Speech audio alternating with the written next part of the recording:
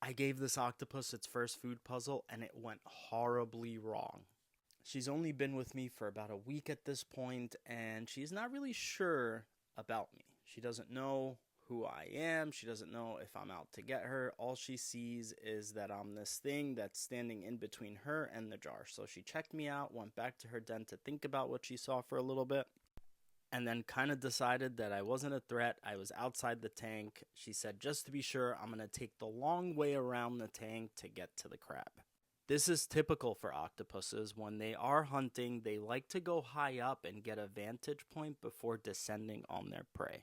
When she got to the jar, everything was perfect. The crab was acting like a crab. She attacked the jar. She knew there was food in there.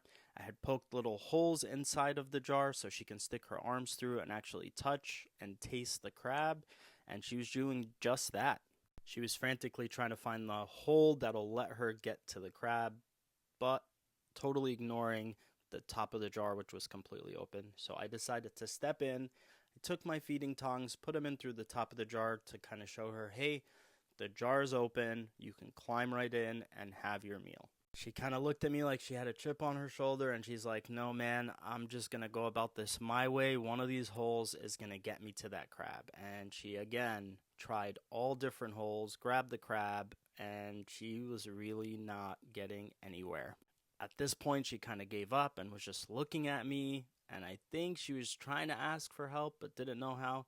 So I put my hand in the tank to try to show her again that there was no cap on the jar.